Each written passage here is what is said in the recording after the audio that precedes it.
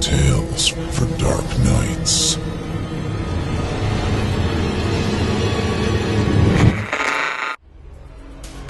The following performance is a third-round entry in the 2016 Evil Idol voice acting competition, and you, the listener, get to help decide who wins.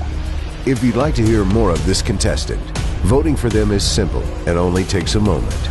Just click the thumbs up icon. Can't stand them? Then click the thumbs down icon instead, and cast them into the digital netherrealm from whence they came. You decide their fate. Good luck to all of our contestants. The Cremation of Sam McGee by Robert W. Service. As narrated by Kailaan Scott Carter for Chilling Tales for Dark Nights in the Evil Idol competition. There are strange things done in the midnight sun by the men who moil for gold. The Arctic trails have their secret tales that would make your blood run cold. The northern lights have seen queer sights, but the queerest they ever did see was that night on the marge of Lake Labarge. I cremated Sam McGee. Now, Sam McGee was from Tennessee, where the cotton blooms and blows. Why he left his home in the south to roam round the pole, God only knows. He was always cold, but the land of gold seemed to hold him like a spell, though he'd often say in his homely way that he'd sooner live in hell. On a Christmas day, we were mushing our way over the Dawson Trail. Talk if you're cold. Through the parka's fold, it stabbed like a driven nail. If our eyes we'd close, then the lashes froze till sometimes we couldn't see. It wasn't much fun, but the only one to whimper was Sam McGee. And that very night, as we lay packed tight in our robes beneath the snow, and the dogs were fed and the stars overhead were dancing heel and toe, he turned to me and, "Cap," says he, "I'll cash in this trip, I guess, and if I do, I'm asking that you won't refuse my last request." Well, he seemed so low that I couldn't say no.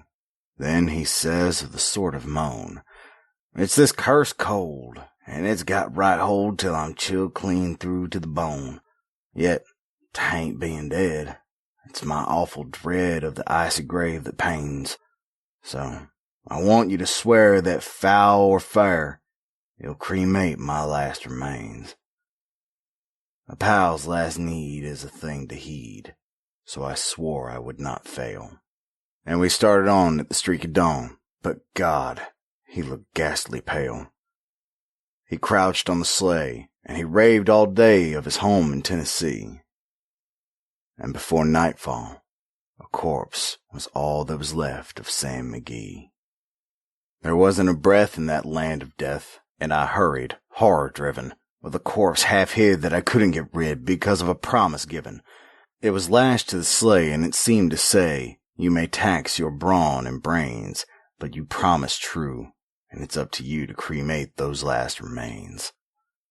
Now a promise made is a debt unpaid, and the trail has its own stern code.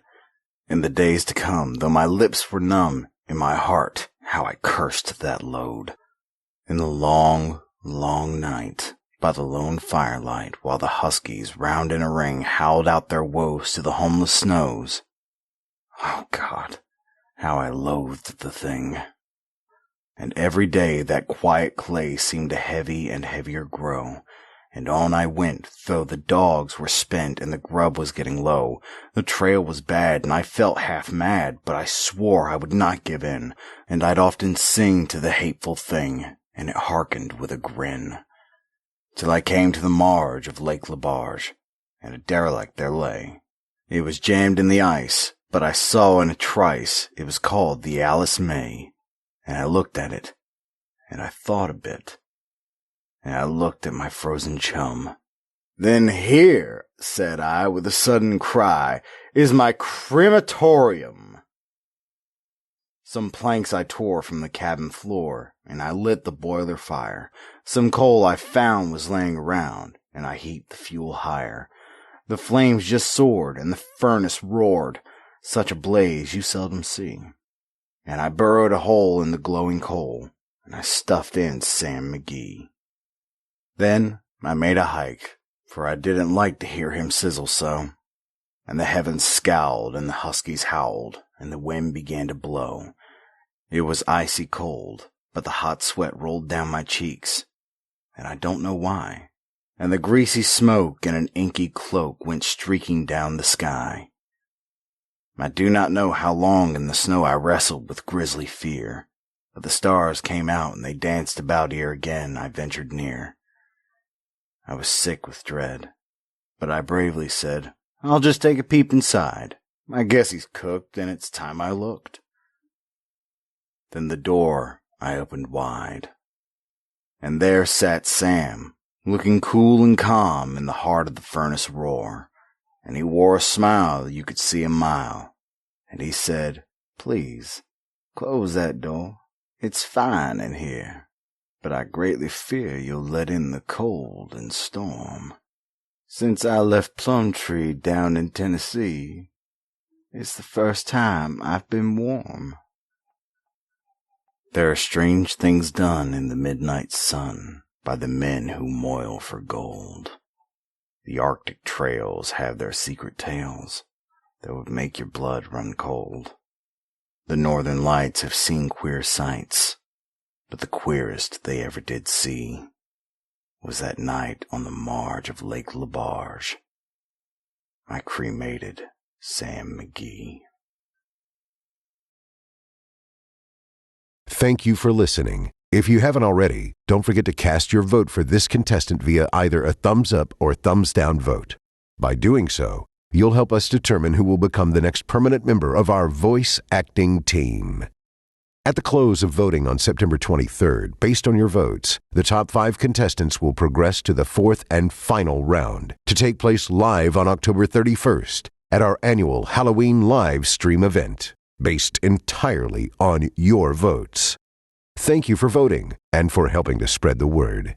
You're listening to Chilling Tales for Dark Nights.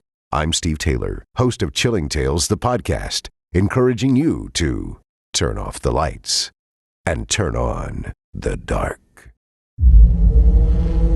Chilling Tales for Dark Nights.